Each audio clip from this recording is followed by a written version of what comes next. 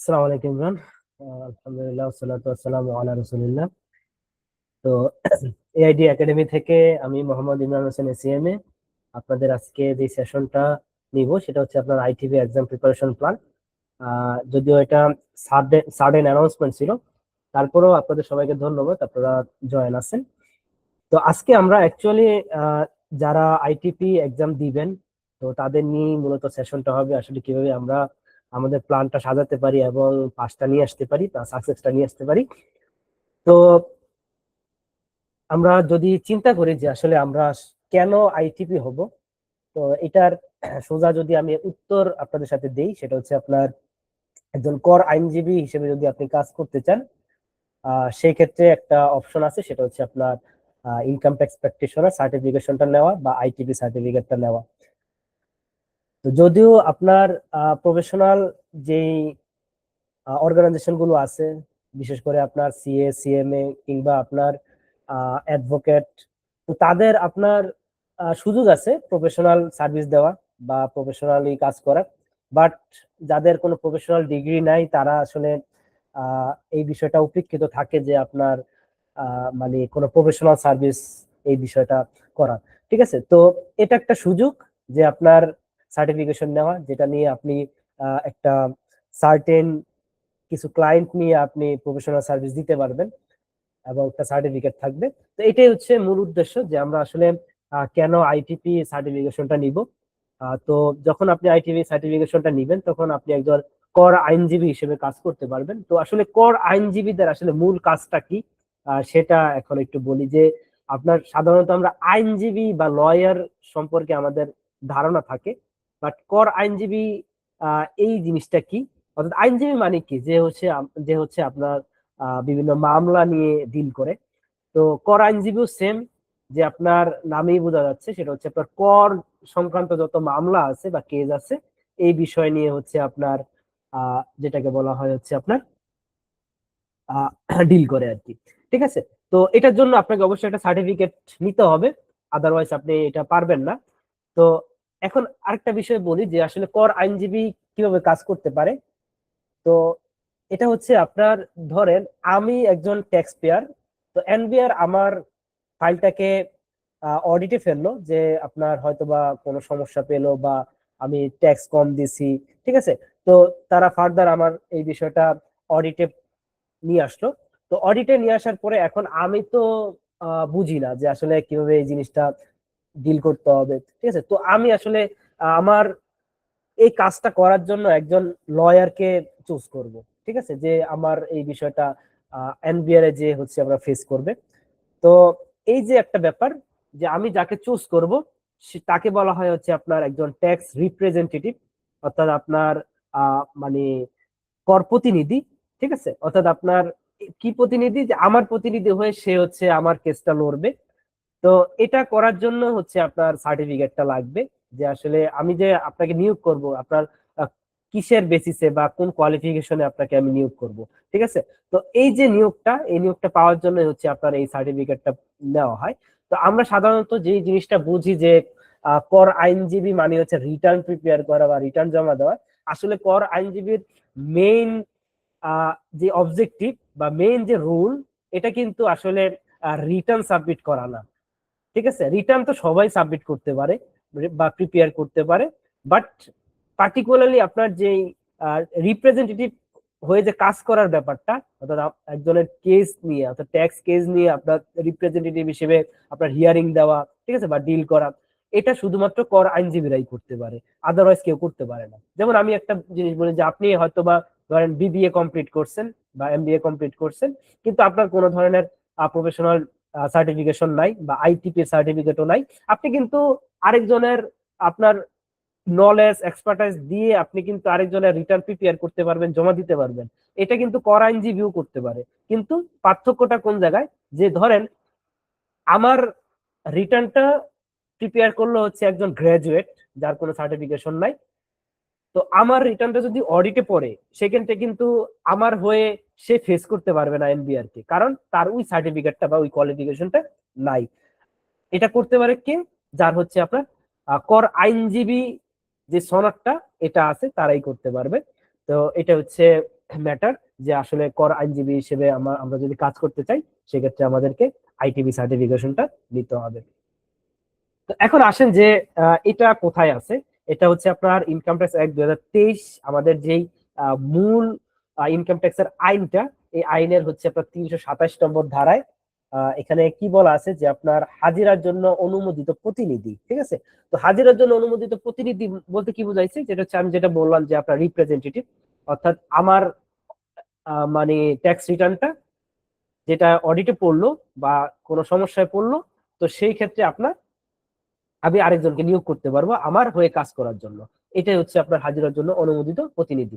তো এটা কে কে মানে করতে পারবে, এটা হচ্ছে এখানে দেওয়া আছে।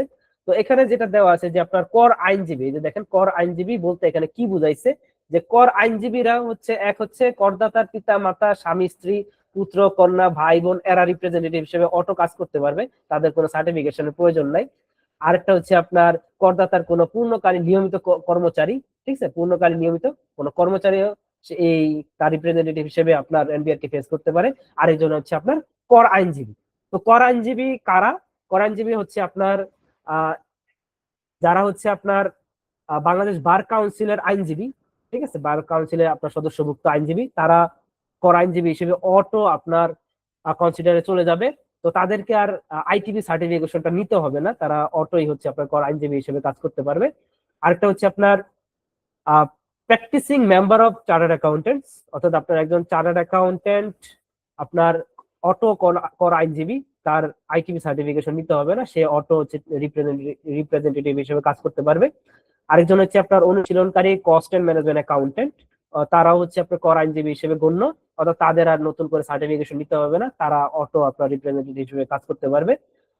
আরেকটা যেই ব্যাপারটা এটাই হচ্ছে আপনাদের জন্য প্রযোজ্য, সেটা হচ্ছে আপনার বোর্ড কর্তৃক কর আইনজীবী হিসেবে সনদপ্রাপ্ত, এই যে অর্থাৎ যারা হচ্ছে আপনার আইটিবি সনদপ্রাপ্ত, অর্থাৎ আপনার যাদেরকে এই সার্টিফিকেশনটা দেওয়া হবে, তারাও হচ্ছে আপনার কর আইনজীবী হিসেবে আপনার গণ্য হবে, অর্থাৎ তারাও আপনার হাজিরার জন্য অনুমোদিত প্রতিনিধি হিসেবে কাজ করতে পারবে। তো এবার আসেন যে বুঝলাম যে আইটিপি আমাদের সার্টিফিকেশন নিতে হবে। তো এই সার্টিফিকেশনটা নেওয়ার জন্য আপনাকে একটা এক্সাম দিতে হবে, যেটার সার্কুলার আপনার কিছুদিন আগেই ইস্যু করা হয়েছে এবং আপনার এটার অ্যাপ্লিকেশনও আজকে থেকেই শুরু হয়ে গেছে। তো এটার কোয়ালিফিকেশনটা কি, যে এটা একটু আপনাদের সাথে যদি বলি যে কারা কারা এই এক্সামটা দিতে পারবে। এক হচ্ছে আপনার আইন বিষয়ের যাদের ডিগ্রি আছে তারা এই আইটিপি এক্সাম দিতে পারবে।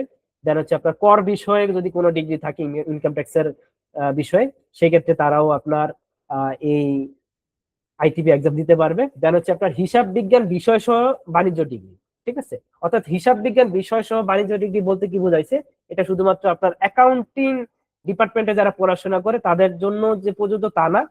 আপনি যদি মার্কেটিং ডিপার্টমেন্টে পড়াশোনা করেন, আপনি যদি যেটাকে বলে ফাইন্যান্স ডিপার্টমেন্টে করেন, অথবা ম্যানেজমেন্ট ডিপার্টমেন্টে পড়াশোনা করেন, অথবা আপনার ফাইন্যান্স, যেটা বললাম ফাইন্যান্স, তো এটার মধ্যে যদি আপনার টোটাল কোর্স কারিকুলামের মধ্যে যদি আপনার হিসাব বিজ্ঞান বিষয়টা থাকে, ঠিক আছে, ধরেন আপনার 40টা কোর্স আপনাকে পড়তে হবে, এর মধ্যে একটা কোর্স আছে হিসাব বিজ্ঞান, তাহলেই আপনি এই আইটিভি এক্সামটা দিতে পারবেন ওই সনদটা দিয়ে, ঠিক আছে। অর্থাৎ আপনার ম্যানেজমেন্ট ডিপার্টমেন্টেও যদি আপনি গ্রাজুয়েশন করেন, আপনার ম্যানেজমেন্ট ডিপার্টমেন্টের সার্টিফিকেট দিয়ে আপনি আইটিভি এক্সাম দিতে পারবেন, মার্কেটিং এটা দিয়েও আপনি দিতে পারবেন। কিন্তু শর্তটা হচ্ছে কি, আপনার পুরো total course curriculum, sorry, total course কারিকুলামের মধ্যে আপনার হিসাব বিজ্ঞানের বিষয়টা আপনার থাকতে হবে, ঠিক আছে।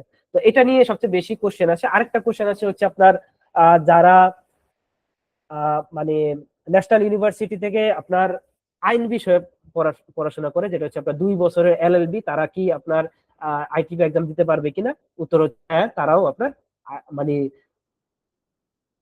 এই আইটিপি এক্সামটা দিতে পারবে। তো এই হচ্ছে আপনার ওভারঅল কোয়ালিফিকেশন, এক্সামের কোয়ালিফিকেশন। তো আশা করি আপনাদের কুয়েরিজ যা আছে সেটা মানে সলভ হবে। তো এছাড়াও যদি আপনাদের কোনো কোয়েশ্চেন থাকে সেক্ষেত্রে আপনারা মেসেজ বক্সে লিখতে পারেন, আমি অ্যান্সার দিয়ে দিব।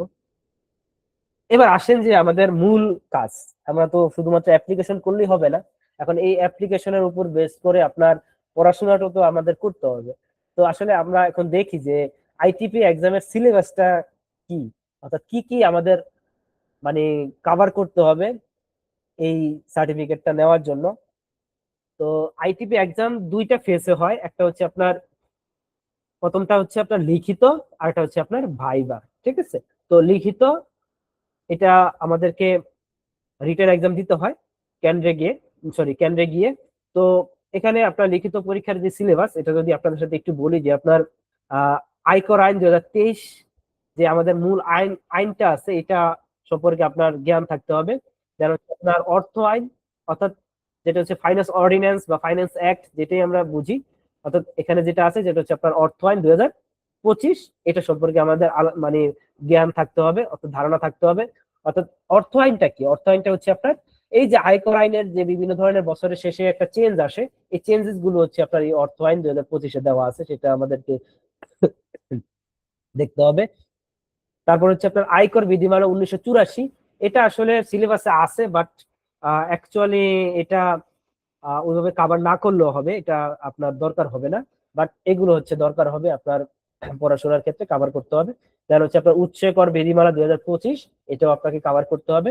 এডিআর বিধিমালা 2025, এটাও কাভার করতে হবে। দান কর আইন 1990, দেন হচ্ছে আপনার আয়কর আইন ও বিধির বাস্তব প্রয়োগ। বাস্তব প্রয়োগ বলতে আপনার এই যে টোটাল যেই বিষয়গুলো আছে, আইনগুলো আছে, এটার যে একটা প্র্যাকটিক্যাল যে কাজ, এই সম্পর্কে আপনার একটা ধারণা থাকতে হবে।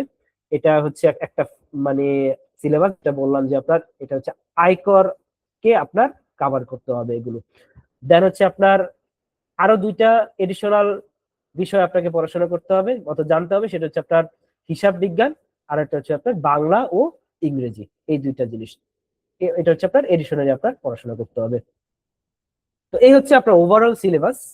এরপর আমরা একটু আপনাদের সাথে কোশ্চেন ট্রেন্ড অ্যানালাইসিসটা করি, যে আসলে আপনার আইটিভি এক্সামে কিভাবে কোশ্চেনটা হয়, সেটা যদি আপনাদের সাথে একটু দেখাই, সেক্ষেত্রে আপনারা ধারণা পাবেন।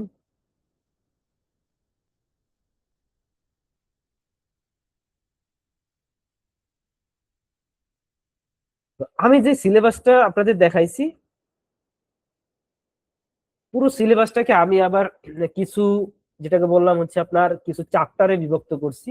তো এখানে হচ্ছে আপনি ধরেন টোটাল 23টা চ্যাপ্টার কে আমি নিয়ে আসছি হচ্ছে ইনকাম ট্যাক্সের আন্ডারে, অর্থাৎ পুরো কোশ্চেন অ্যানালাইসিস করে আপনার চ্যাপ্টার ওয়াইজ আমি নিয়ে আসছি। এখানে আমি 23টা ক্যাটাগরি রাখছি, আর অ্যাকাউন্টিং এবং বাংলা এবং ইংরেজি। ঠিক আছে, তো এখানে আমি যেটা দেখছি সেটা হচ্ছে আপনার 2025 সালেও যদি আমি দেখি, যে আমাদের যে লেটেস্ট যে এক্সামটা আমাদের হলো কিছুদিন আগে, এবং এটার মানে রেজাল্টও তো হয়ে গেছে, সনদও দেওয়া হয়ে গেছে। তো এখানে আমার কি আসছিল, যে ডেফিনেশন, অর্থাৎ ইনকাম ট্যাক্স অ্যাক্টে সেকশন 2 এর যে ডেফিনেশন গুলো আছে, ডেফিনেশন গুলো থেকে আপনার 5 মার্কসের কোশ্চেন আসছে। আর 2017-তে আসছিল 2 মার্কসের, 2012-তে আসছিল হচ্ছে 2 মার্ক, আর 2007-এ আসছিল হচ্ছে আপনার 6 মার্কসের কোশ্চেন আসছিল। তো এভারেজে হচ্ছে আপনার 100% যে নাম্বার আছে, অর্থাৎ 100 নাম্বারের মধ্যে হচ্ছে আপনার প্রায় 4 মার্কস আসে হচ্ছে আপনার এই ডেফিনেশন থেকে, অর্থাৎ অ্যাভারেজে। তো গতবার আসছিল হচ্ছে আপনার 5 মার্কস। দেন হচ্ছে আপনার ট্যাক্স স্ট্রাকচার ইন বাংলাদেশ, অর্থাৎ বাংলাদেশের যে ট্যাক্স স্ট্রাকচারটা কেমন, সেটা থেকে 5 মার্কসের কোশ্চেন আসছিল।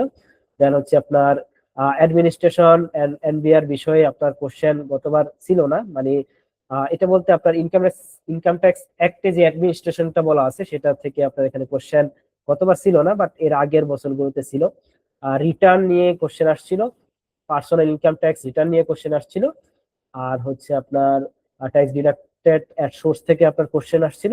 তো এছাড়াও অন্যান্য চ্যাপ্টার থেকে অন্যান্য বছরগুলোতে আপনার কোশ্চেন আসছিল। তো এই হচ্ছে আপনার টোটাল ট্রেন্ড অ্যানালাইসিস। এবং হিসাব বিজ্ঞান থেকে হচ্ছে আপনার লেটেস্ট যেই এক্সামটা, সেখানে 20 মার্কসের কোশ্চেন আসছিল, বাংলা থেকে 25 মার্ক, আর হচ্ছে আপনার ইংলিশ থেকে 10 মার্কস। ঠিক আছে, তো এটা যে আপনার স্ট্যান্ডার্ড এরকম না, এখানে কম বেশি হতে পারে, এরকম হতে পারে এবার অ্যাকাউন্টিং থেকে 10 মার্কসের কোশ্চেন আসতে পারে, বাংলা থেকে 5 মার্কস, ইংলিশ থেকে আপনার 10 মার্কস বা 5 মার্কস। তো এটা কোনো স্ট্যান্ডার্ড না। অর্থাৎ দেখেন যে বিগত বছরগুলোতেও যদি আমি দেখি, যে সেক্ষেত্রে আপনার কিন্তু এত কোশ্চেন আসছিল না, কিন্তু গতবার একটু বেশি আসছিল। তো সামনের বছর যে এরকমই হবে এরকম না, ডিফারেন্সও থাকতে পারে, বাস জাস্ট আমরা একটু এই অ্যানালাইসিস থেকে একটা ধারণা নিতে পারি যে কিভাবে আপনার কোশ্চেন গুলো আসতে পারে। ঠিক আছে, তো এটা যদি ওভারঅল আমি সামারি নিয়ে আসি, যে আপনার বিগত যতগুলো বছর আছে, ওই বছরগুলোর অ্যানালাইসিস করে আপনার যেটা আসে সেটা হচ্ছে আপনার ইনকাম ট্যাক্স থেকে আপনার কোশ্চেন আসে হচ্ছে আপনার 60 to 80%, ঠিক আছে, 60 to 80% কোশ্চেন আপনার ইনকাম ট্যাক্স থেকে আসে। আর বাংলা এবং ইংলিশ থেকে আপনার 10 to 20 মার্কস আপনার আসবে। আর অ্যাকাউন্টিং থেকে হচ্ছে আপনার 10 to 20 মার্কস, ঠিক আছে। এই হচ্ছে আপনার কোশ্চেনের প্যাটার্নটা আপনার হবে আর কি, ঠিক আছে। অর্থাৎ ইনকাম ট্যাক্স এমন হতে পারে 60 marks, Bangla 20 marks, accounting 20 marks, অর্থাৎ এই মধ্যেই হচ্ছে আপনার থাকবে আর কি, ঠিক আছে, এখানে যে বিষয়টা বলা আছে। তো পুরো ইনকাম ট্যাক্সটা নিয়ে যদি আমি আপনাদের একটা লাইফ সাইকেল জাস্ট আলোচনা করি, যদিও আমাদের যে কোর্সটা থাকবে সেখানে সব বিষয়ে আলোচনা করা হবে, আমি জাস্ট এখানে একটু আলোচনা করি। তো ধরেন আপনার একজন ব্যক্তি, তো ব্যক্তি বলতে কি, একজন ট্যাক্স পেয়ার, সে আপনার আইদার পার্সন হতে পারে, অথবা আপনার কোম্পানি হতে পারে, অথবা পার্টনারশিপ ফার্ম হতে পারে। এটা ইনকাম ট্যাক্স অ্যাক্টই আপনার এদেরকে ব্যক্তি হিসেবে চিহ্নিত করছে। তো আমি ভাবলাম যে সে হচ্ছে আপনার একজন ব্যক্তি, মানে ধরে নিলাম। তো এই ব্যক্তি যখন আপনার চিন্তা করলো যে তার ইনকামটা হচ্ছে আপনার ট্যাক্সের আন্ডারে চলে আসছে, তখন তাকে টিনটা গ্রহণ করতে হবে। তো টিন গ্রহণ করার পরে হচ্ছে আপনার তাকে যদি অ্যাডভান্স ট্যাক্স দিতে হয়, অ্যাডভান্স ট্যাক্স সে দিবে। দেওয়ার পরে হচ্ছে আপনার ইয়ার শেষ হওয়ার আগে, অর্থাৎ ইয়ার শেষ বলতে ইনকাম ইয়ার, আমাদের ইনকাম ইয়ার শেষ হচ্ছে আপনার জুন 30-র আগে। তো জুন 30-র আগে হচ্ছে আপনার কর রেয়াতের জন্য বিভিন্ন জায়গায় ইনভেস্টমেন্ট করবে। ইনভেস্টমেন্ট করার পরে হচ্ছে আপনার ট্যাক্স রিটার্ন প্রিপারেশন করবে। ট্যাক্স রিটার্ন প্রিপেয়ার করে হচ্ছে আপনার সে কর দিবসের মধ্যে হচ্ছে আপনার এনবিআর এ এই রিটার্নটা সাবমিট করবে। তো কর দিবসটা কি? কর দিবসটা হচ্ছে আপনার যেই দিন হচ্ছে আপনার রিটার্ন দাখিলের শেষ দিন, এটা হচ্ছে আপনার কর দিবস বলা হয়। তো এটা হচ্ছে আপনার সে রিটার্ন দাখিল করবে হচ্ছে আপনার এনবিআর কে। তো এনবিআর যখন এই রিটার্নটা পাবে, তখন সরাসরি তাকে, অর্থাৎ এই যে ব্যক্তি আছে, ব্যক্তিকে হচ্ছে আপনার পিএসআর বা অ্যাকনোলেজমেন্ট বা ট্যাক্স সার্টিফিকেট, অর্থাৎ আপনার পিএসআর মানে কি, proof of submission of return, অর্থাৎ আপনি যে আপনার রিটার্নটা দাখিল করছেন এটার একটা অ্যাকনোলেজমেন্ট দিবে, এটাকে পিএসআর বলা হয়, বা অ্যাকনোলেজমেন্ট ট্যাক্স সার্টিফিকেট যেটা আপনি বলেন। তো এটা আপনাকে দিয়ে দিবে, তাহলে আপনার মোটামুটি কাজ শেষ। যদি আপনার এনবিআর চিন্তা করে যে না, আপনার যে রিটার্নটা দাখিল আপনি করছেন সেটা সে ফার্দার অডিট করতে চায়, যে আপনার আসলে কোনো কর ফাঁকি দিচ্ছেন কিনা বা কিছু করছেন কিনা, তো এটা সে পারবে। আপনার ইনকাম ইয়ার, যে ইনকাম ইয়ারের রিটার্ন আপনি এনবিআর কে জমা দিয়েছেন, ওই ইনকাম ইয়ার থেকে সামনে 3 বছর পর্যন্ত তারা আপনার ফাইলটা ওপেন করার সুযোগ আছে। তো সে ধরেন ওপেন করলো, ওপেন করার পরে হচ্ছে আপনার ট্যাক্স অডিট করলো আপনার রিটার্নের উপরে, দেন হচ্ছে ওইটার উপর বেস করে আপনাকে একটা ট্যাক্স ডিমান্ড দিল। ট্যাক্স ডিমান্ডটা কি? ট্যাক্স ডিমান্ড হচ্ছে আপনার ধরেন আপনার ট্যাক্স আপনি রিটার্নে জমা দিয়েছেন 10 টাকা, এখন এনবিআর চেক করে দেখতেছে হচ্ছে আপনার 12 টাকা আসে। তো আপনাকে বলবে যে তুমি তো 2 টাকা কম দিছো, এখন 2 টাকা বেশি দাও, মানে 2 টাকা এখন দাও। তো এটাকে বলা হচ্ছে আপনার ট্যাক্স ডিমান্ড। তো ট্যাক্স ডিমান্ড দিল, এখন ট্যাক্স ডিমান্ড দিলেই যে আপনি মানবেন এরকম না। আপনি আবার কি করলেন, যে আপনার এনবিআর এর এগেনস্টে অ্যাপিল করলেন যে না, তারা যে ক্যালকুলেশনটা দিল এটা সঠিক না, আমার ক্যালকুলেশনটা সঠিক। তো এটার জন্য আপনি অ্যাপিল করলেন।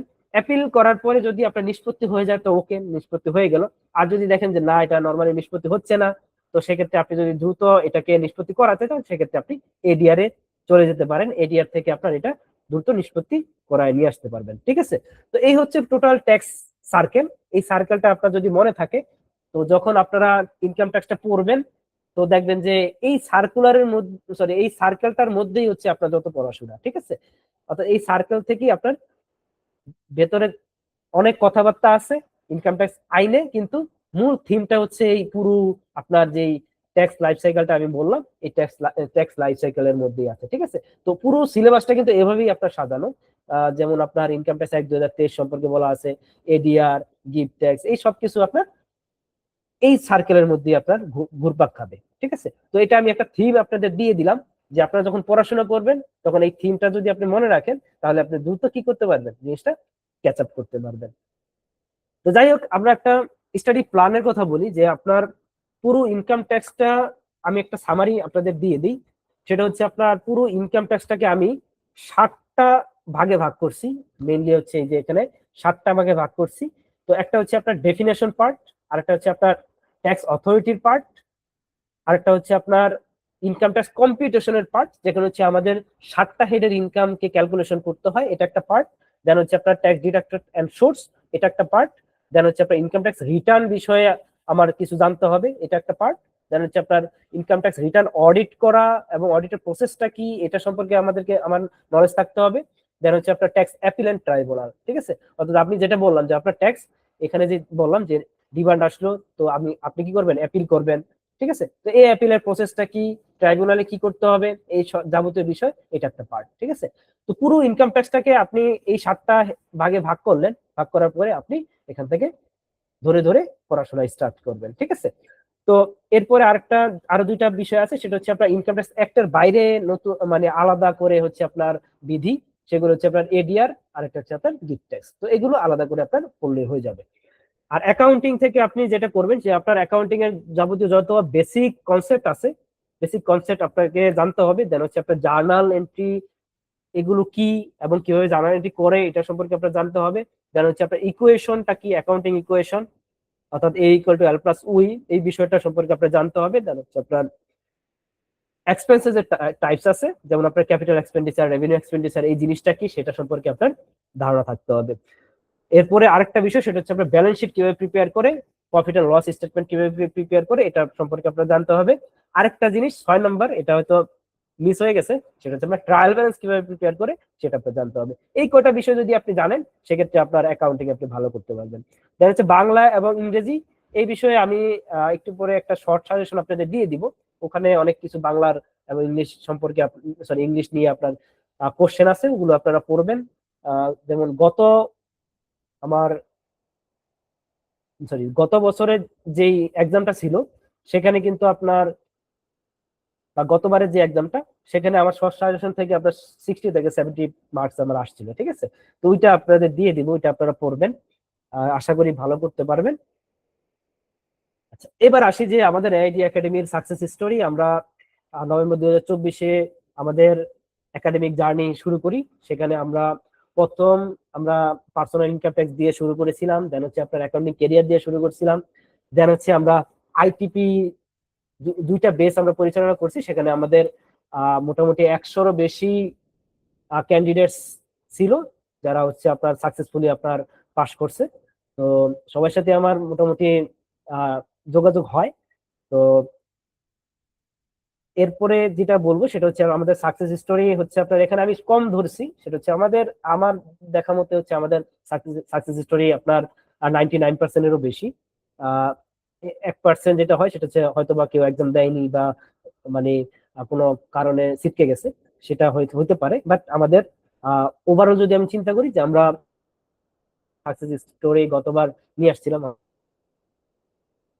এবারও আমরা আপনাদের জন্য একটা প্ল্যান নিয়ে আসছি।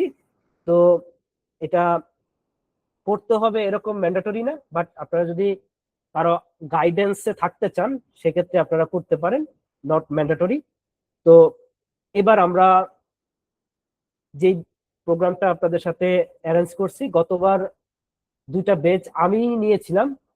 তো 10টা ক্লাস করে আমি নিয়েছিলাম, অর্থাৎ প্রথম ব্যাচে 10টা ক্লাস, দ্বিতীয় ব্যাচে 10টা ক্লাস। তো এবার আসলে ক্লাসের সংখ্যাও আমরা বাড়াইছি, এটা হচ্ছে আপনার 20 ক্লাস আমরা রাখছি, এবং আমাদের ক্লাসটা শুরু হবে হচ্ছে আপনার 10 এপ্রিল 2026-এ। তো আপনাদের ক্লাস নিবে হচ্ছে আপনার সাজ্জাদ খান অভি, উনি একজন ইনকাম ট্যাক্স প্র্যাকটিশনার, এবং উনি আমাদের একাডেমি থেকেই আপনার সাকসেস নিয়ে আসছে। তো ভেরি ট্যালেন্টেড পারসন। তো আশা করি আপনারা এখান থেকে বেনিফিটেড হবেন। আর প্রপার যে মনিটরিংটার এখানে আমি ইনশাল্লাহ থাকবো। তো সবকিছু মানে বিষয়ে আপনারা একটা ভালো বেনিফিট নিতে পারবেন। তো এটা আপনাদের জন্য ইনভাইটেশন থাকলো, মানে ইনভাইটেশন দিলাম আর কি, তো ম্যান্ডেটরি না আপনাদের জন্য। তো এটা একটা ব্যাপার। আরেকটা হচ্ছে আপনার আমাদের মূল গোলটা কি সেটা আমি বলি, যে আমাদের প্রোগ্রামের মূল গোল হচ্ছে আমাদের একটা ম্যাক্সিমাম সাকসেস নিয়ে আসা, যেটা আমি গতবারও করেছিলাম, এবারও আমাদের প্ল্যানে আছে। আমি অভিকেও বলেছিলাম যে আমাদের যে গোলটা নিয়ে আমরা মানে আমাদের কাজ করতেছি, যাতে করে আমাদের এমন ভাবে স্টুডেন্টদের সাথে লেগে থাকতে হবে, যাতে করে আপনার শেষ দিন পর্যন্ত, যাতে সাকসেস হওয়ার শেষ দিন পর্যন্ত মানে আপনার কানেক্টিভিটিটা থাকে। তো এটাও আমি গতবারই করেছিলাম, তো ইনশাল্লাহ এবারও আমাদের জিনিসটা কন্টিনিউ থাকবে। তো আপনার গোল হচ্ছে একজন ইনকাম ট্যাক্স প্র্যাকটিশনার হিসেবে সার্টিফিকেশন নিবেন, আর আমাদের গোল হচ্ছে আপনাদেরকে সাকসেস পর্যন্ত নিয়ে যাওয়া, ঠিক আছে? তো এটা হচ্ছে আমরা আমাদের এন্ড থেকে আমরা সর্বোচ্চ চেষ্টা করব। এরপর আরেকটা বিষয় হচ্ছে আমরা কোর্স শেষে আমাদের একাডেমি থেকেও আপনাদের সার্টিফিকেট দিব। তো সেটার জন্য আমরা আমাদের এডিশনাল কিছু অ্যারেঞ্জমেন্ট রাখি, সেটা হচ্ছে আপনার অ্যাসাইনমেন্ট রাখি যাতে করে আপনারা রেগুলার থাকেন। আরেকটা হচ্ছে আপনার ক্লাস শেষে অর্থাৎ আমার কোর্স শেষে একটা ভাইবার অ্যারেঞ্জমেন্ট রাখি অনলাইনে। তো সেটা আপনারা দিবেন, দিয়ে হচ্ছে আমরা আমাদের সার্টিফিকেটটাও আপনি পেয়ে যাবেন, এবং আপনাদের প্রিপারেশনটাও যাতে ভালো হয় সেই বিষয়ে আমরা কন্টিনিউয়াসলি মনিটরিং এ রাখবো ইনশাল্লাহ। আর আমরা এটা ব্যক্তিগতভাবে আমার দুটা ইবুক আছে, হয়তো আপনাদের কাজে দিতে পারে। সেটা হচ্ছে আপনার অ্যাকাউন্টিং ফর অল, এটা একটা ইবুক আছে আমার, যেটা হচ্ছে আপনি যদি আইটিভির যে অ্যাকাউন্টিং ব্যাপারটা বিষয়টা এটা যদি আপনি বেসিক নলেজ নিতে চান সেক্ষেত্রে আশা করি একটা ভালো বেনিফিট পাবেন। আরেকটা হচ্ছে আপনার আইটিভি এক্সাম প্রিপারেশন গাইড, এটা ইবুক। এই ইবুকটা আমি গত বছরও আমি দিয়েছিলাম, তো এবারও একটু চেঞ্জ আসছে। তো যেহেতু চেঞ্জ আসছে এটার উপরে এখনো পুরোপুরি পাবলিশড হয় নাই, কাজ চলতেছে, তারপরও খুব দ্রুত ইনশাল্লাহ পেয়ে যাবেন। তো আশা করি আপনারা দুইটা বই কালেক্ট করবেন, এই হচ্ছে ব্যাপার। এটা হচ্ছে আজকের ক্লাস। তো আমরা একটা শর্ট সামারিতে একটু আলোচনা করলাম আইটিভি কিভাবে আপনি গাইডলাইনটা পেতে পারেন, এটা একটা বিষয়। আরেকটা বিষয় যেটা আপনাদের ফ্রিকোয়েন্টলি যে কোশ্চেন গুলো আসে এর মধ্যে একটা হচ্ছে আমি আসলে এক্সাম দিব, এটা কি বাংলাতে লিখবো না ইংলিশে লিখবো? তো এটা হচ্ছে আপ টু ইউ, যে আপনি আসলে কোনটাতে প্রেফার করেন বা কোনটাতে আপনি কমফোর্ট ফিল করেন। বাংলাতে যদি কমফোর্ট ফিল করেন সেক্ষেত্রে বাংলা লিখলেন, ইংলিশে যদি কমফোর্ট ফিল করেন ইংলিশে লিখলেন। এর থেকে আপনার এক্সামে কোনো ক্ষতি হবে না, ঠিক আছে? এক্সামে কোনো ক্ষতি হবে না, এটা আশা করি আপনার মাথায় থাকবে। তো যাই হোক, এ হচ্ছে আজকের সেশন। তো আপনাদের এন্ড থেকে যদি কোনো কোয়েশ্চেন থাকে সেক্ষেত্রে আপনারা এখন কোয়েশ্চেন করতে পারেন, আমি আপনাদের জন্য ফ্লোর ওপেন করে দিচ্ছি।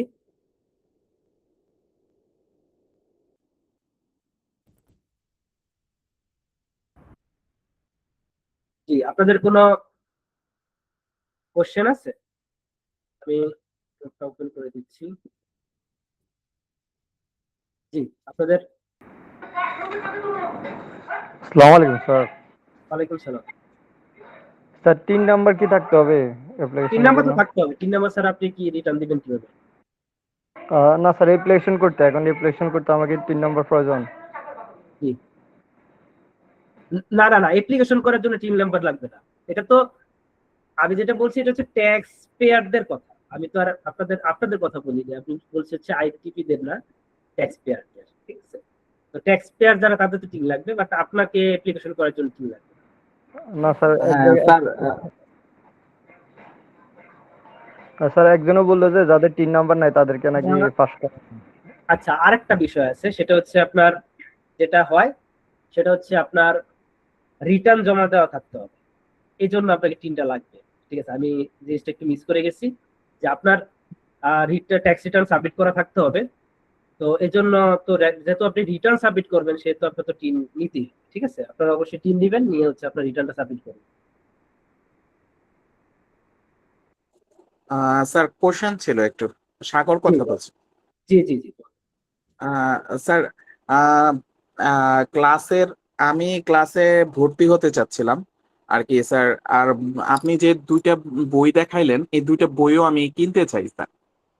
এখন স্যার মানে কি কি প্রসিডিউরটা অবলম্বন করতে হবে একটু ডিটেলসলি যদি মানে স্যার একটু শেয়ার করেন তাহলে বেটার হয়। আগামী কালকের মধ্যে স্যার মানে আমি 2টা স্যার ওই বই 2টা যেটা যেটা ইবুক যেটা ইবুকটা কি মানে ওটা কি মানে ইয়েতে আসবে না ডেলিভারি দিবে? জি, ইবুক মানে তো বোঝা যাচ্ছে ইবুক, অর্থাৎ পিডিএফ কপি। হ্যাঁ হ্যাঁ আপনি হ্যাঁ পিডিএফ হ্যাঁ কপি পাবেন। তো হ্যাঁ, আচ্ছা আইটিপি যে পিডিএফটা ওইটা এখন পাবেন না, ওইটা এখনো রেডি হয় নাই, এটা পেয়ে যাবেন খুব দ্রুত। আচ্ছা বাট অ্যাকাউন্টিংটা রেডি আছে। তো আপনি তো আমাদের গ্রুপে আছেন, আমি গ্রুপে আমি সবকিছু শেয়ার হ্যাঁ করে দিব, হ্যাঁ, ঠিক আচ্ছা আছে? ঠিক আছে স্যার, তাহলে আগামী কালকের মধ্যে আমি পেমেন্ট করে স্যার ভর্তি হয়ে যাব আইটিপি। ওই যে যেটা 1500 টাকার যে কোর্স ফিটা ওইটাতে কোর্সে ভর্তি হয়ে যাব স্যার। আপনার আচ্ছা আইটিপি প্রিপারেশন যে কোর্সটা, এটাতে জি, আমি ভর্তি হয়ে যাব আগামীকালকের মধ্যে। ও, আচ্ছা আর কারো স্যার কোনো ক্লাস কোশ্চেন কবে আছে? থেকে শুরু হবে? জি আমাদের ক্লাস 10 তারিখ 10ই এপ্রিল থেকে শুরু হবে। আচ্ছা আচ্ছা, ঠিক আছে, থ্যাংক ইউ জি, স্যার। এবার হচ্ছে শাহেদ। শাহেদ আছেন? আসসালামু আলাইকুম ভাইয়া। জি ওয়ালাইকুম সালাম। ভাইয়া আমি আপনার সাথে ক্লাস করেছিলাম হচ্ছে কুমিল্লা আইসিএমইবি এর জি যে ট্যাক্স রিটার্নে।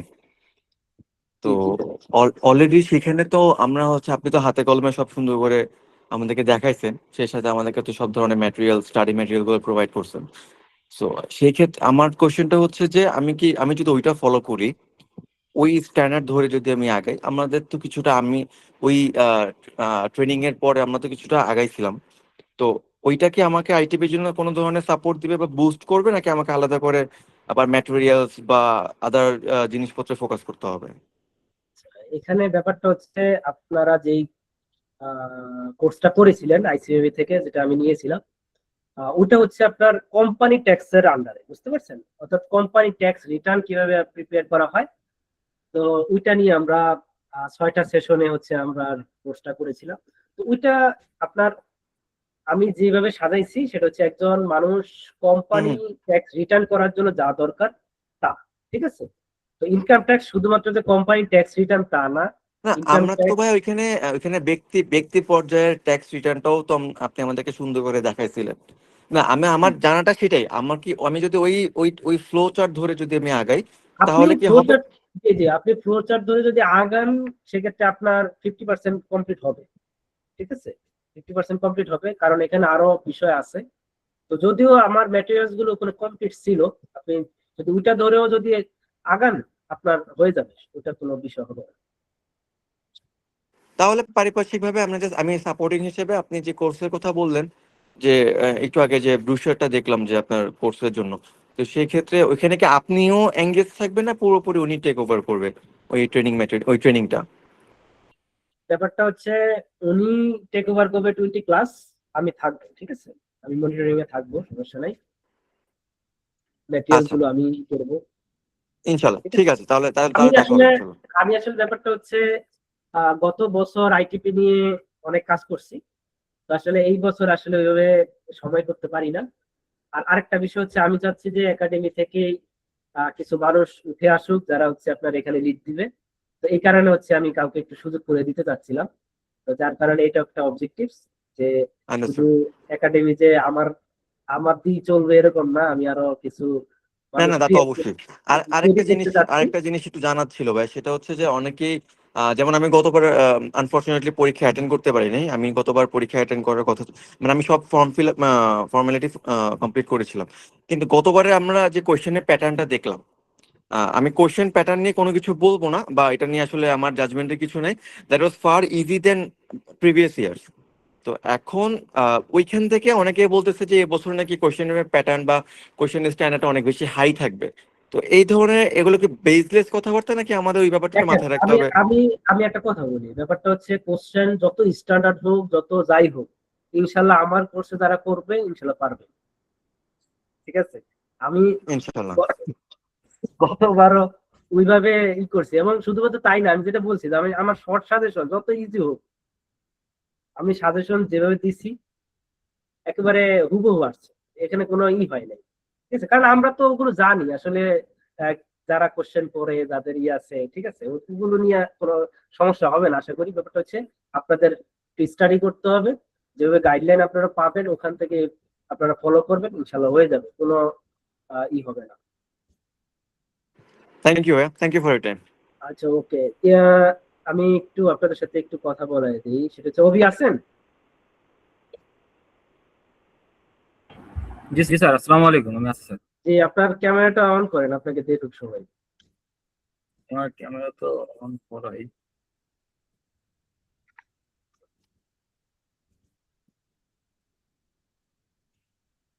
আচ্ছা, আপনার থেকে অ্যালাউড করা লাগবে না।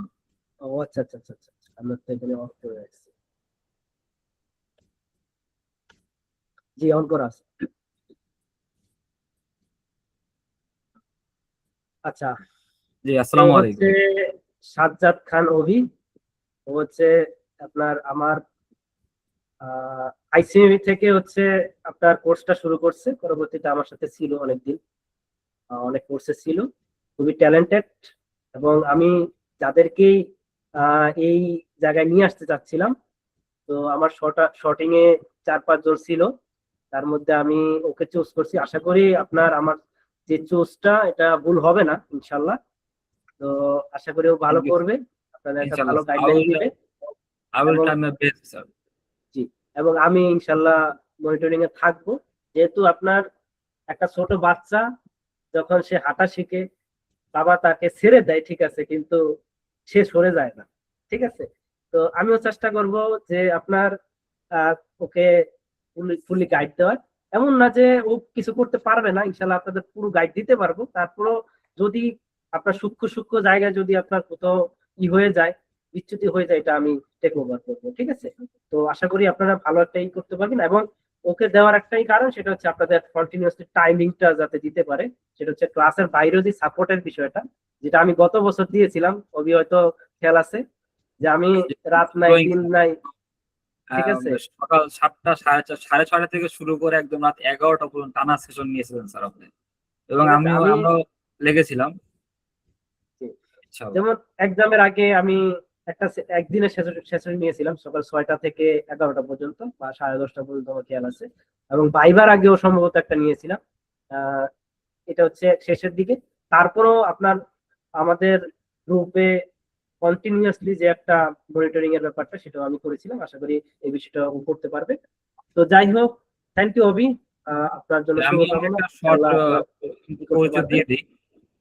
জি, তো যাই হোক, আপনাদের আর কোনো কোয়েশ্চেন থাকলে একটু করেন, আমি অ্যান্সার করি। সিনান ভাই, আমার নাম মির্জা। জি, যে আমি জানতে চাচ্ছিলাম যে আপনি মাত্র বললেন যে আপনার এক্সামে অ্যাপ্লাই করার জন্য টিম থাকা লাগবে, অথবা ট্যাক্স না, রিটার্ন এক্সামে অ্যাপ্লাই করার জন্য টিম থাকা লাগবে না, আমি সেটা বলিনি। আমি বলছি যে আপনারা ভাইবা দিবেন, তখন আপনার কাগজপত্র নিয়ে যেতে হবে। ওই কাগজপত্রে আপনার যে ট্যাক্সের যে অ্যাকনোলেজমেন্টটা, ওইটা সম্ভবত লাগে, ঠিক আছে। মানে ব্যাপারটা হচ্ছে, আপনাকে যখন ফুল সার্টিফিকেট প্রোভাইড করে, এর আগে SMS এর মাধ্যমে আপনাকে আপনার টিন নাম্বারটা পাঠিয়ে দিতে হয়। তো সেই ক্ষেত্রে অ্যাপ্লিকেশন করার সময় লাগে না, বা ultimately at the end of the time আপনাকে আপনার টিন নাম্বারটা সাবমিট করা লাগে, যে আমার এটা টিন। জি জি জি, অর্থাৎ আপনার মেইন সনদটা, আমার কথাটাকে ভুল হয়েছে দেন। ব্যাপারটা হচ্ছে আপনার মেইন সনদ নেওয়ার আগে তারা এনশিওর করতে চাচ্ছে যে আপনার কি, মানে আপনার রিটার্ন সাবমিট করা আছে, এটা হচ্ছে মূল কথা। তো রিটার্ন সাবমিট করতে হলে তো আপনার টিম লাগবে, টিম ছাড়া তো আর আপনি রিটার্ন সাবমিট করতে পারবেন না, ঠিক আছে। এটা হচ্ছে মূল কথা। তার কারো কোনো কোয়েশ্চেন? আচ্ছা, ইনার না একটা এস্টিমেটেড মানে টেন্টেটিভ ডেট কবে হতে পারে পরীক্ষা, কোনো আইডিয়া আছে? এস্টিমেটেড ডেট এবার খুব দ্রুতই হয়ে যাবে, ঠিক আছে, খুব দ্রুত হয়ে যাবে। এটা কারণ হচ্ছে, আমি বলি যে একটা ফাইন্যান্স অ্যাক্ট যেটা থাকে, যে ফাইন্যান্স অ্যাক্ট 2025 আগে ছিল, ওরা যেটাতে এক্সাম দিচ্ছে সেটা হচ্ছে ফাইন্যান্স অ্যাক্ট 2024। তো ফাইন্যান্স অ্যাক্ট 2024, একটা ফাইন্যান্স অ্যাক্টের মেয়াদ থাকে হচ্ছে আপনার জুলাই 30 তারিখ পর্যন্ত, ঠিক আছে। তো যেটা হয়েছে যে ওদের হচ্ছে 2024-এর নভেম্বরে সার্কুলার দিছে, এক্সাম কিন্তু আপনার হয়ে গেছে আপনার 2025-এর জুনের আগে। তার মানে ওই যে ফাইন্যান্স অ্যাক্টটা তাদের আপনার এক্সামে রাখছে, এবং এটা ওভার যাতে না হয়। এবং এটাও এবার হবে যে আপনার ফাইন্যান্স অ্যাক্ট 2025 শেষ হবে কবে? 30শে জুন। তার আগে আপনার এক্সামটা হওয়ার সম্ভাবনা সবচেয়ে বেশি, ঠিক আছে। এই কারণে আপনারা একটা রোবাস্ট প্রিপারেশন নিতে হবে। আর কোশ্চেন, সাজিদুল হক ভাই। জি, আসসালামু আলাইকুম। আমি জানতে চাচ্ছিলাম যে আবেদন তো আজকে থেকে শুরু হয়েছে, তো যত দ্রুত সম্ভব আবেদন করলে ভালো, নাকি মানে একটু সময় নিয়ে আবেদন করলে কোনো অসুবিধা আছে কি? মানে আবেদনের ব্যাপারটা তো আপনাকে করতেই হবে, আপনি যত দ্রুত করেন ততই ভালো। এখানে অন্য কোনো বিষয় নেই।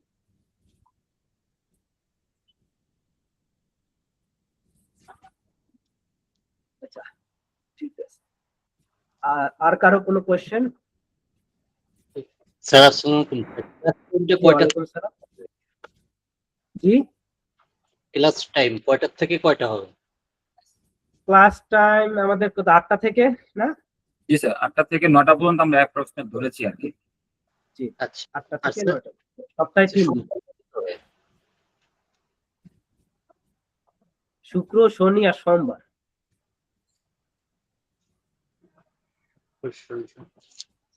ঠিক আছে স্যার। ক্লাসের রেকর্ড থাকবে কিনা? জি হ্যাঁ, অবশ্যই থাকবে।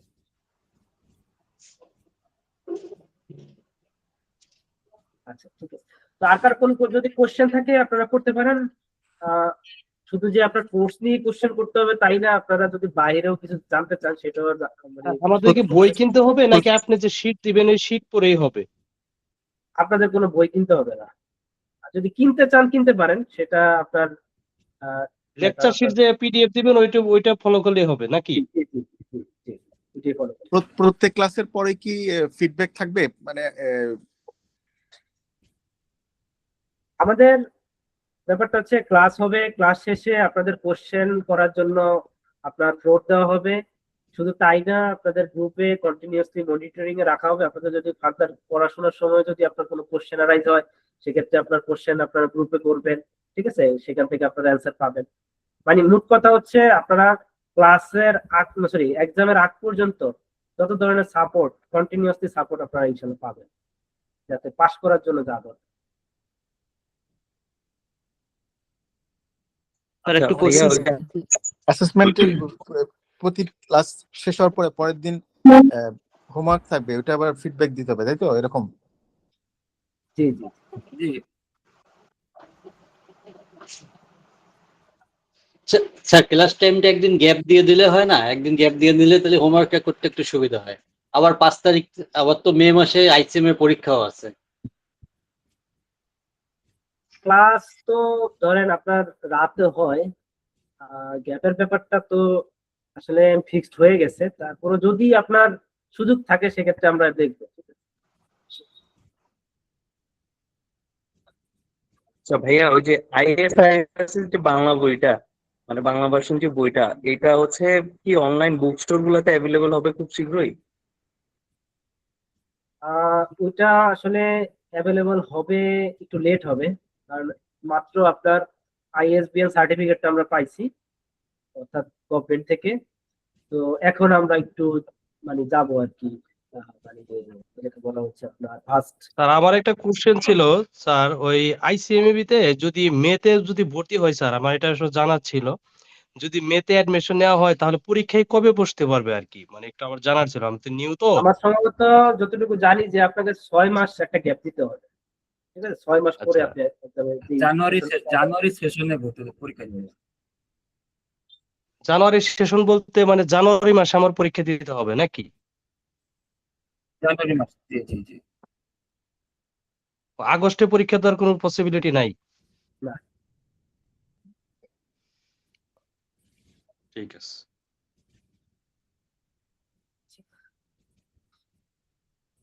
তো স্যার একটু কোশ্চেন ছিল স্যার। স্যার কোশ্চেনটা হচ্ছে স্যার, আজকে থেকে সম্ভবত অ্যাপ্লিকেশনের জন্য সবাইকে উন্মুক্ত করা হলো। স্যার যখন আমি অ্যাপ্লিকেশন করব আমি কিছু জিনিসটা বুঝতে পারি না স্যার, যেটা হচ্ছে আপনার আদার কোয়ালিফিকেশনে স্যার দেখবেন এখানে স্যারটা দেওয়া আছে। স্যার আমি তো স্যার আমার ব্যাকগ্রাউন্ড হচ্ছে বিবিএ ফাইন্যান্স থেকে করা। এখানে কি স্যার আমি কি 4 নাম্বারটা শুধু এস দিয়ে বাকিগুলোকে আমি নো দিব স্যার, এমন? এটা এটা কি নতুন হয়েছে? এটা দেখতে হবে আমাদের, ঠিক আছে? আমি তো এখনো ভিতরে করি নাই, তো কি করে জানাবো। আপনার কি কি আসে? এক্সপেরিয়েন্স কি কি থাকলে আসে? অ্যাড করে দেওয়া যায় স্যার। অ্যাপ্লাই করার সময় আপনি কোনো প্রিভিয়াস কোনো এক্সপেরিয়েন্স আছে কিনা ওই অপশনটা এখানে। ও, তো যে কোম্পানি রানিং আছেন, যে পোস্ট পদবিতে আছেন, ওগুলো সব উল্লেখ করে দিলে। ও, মানে স্যার এখানে জাস্ট আমার সাথে যেটা ম্যাচিং করতেছে শুধু 4 নাম্বারটা বাদে আর কোনোটা আমার সাথে ম্যাচিং করতেছে না স্যার। সেক্ষেত্রে আমি শুধু 4 নাম্বারটাই শুধু এস দিয়ে বাকিগুলো নো দিব, এমন? জি জি জি। জি জি, থ্যাংক ইউ স্যার।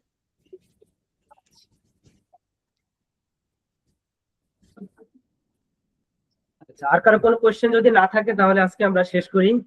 ইনশাল্লাহ আমরা আমাদের 10ই এপ্রিল ইনশাল্লাহ আমাদের প্রথম ক্লাস হবে। তো আপনারা যারা আমাদের সাথে জয়েন হবেন ইনশাল্লাহ আবার দেখা হবে। আমিও মাঝে মাঝে আপনাদের সাথে একটু চেহারা দেখাবো, আমি ছেড়ে যাবো না ইনশাল্লাহ। আর পুরোপুরি টেক ওভার অভি করবে। তো সবাইকে ধন্যবাদ।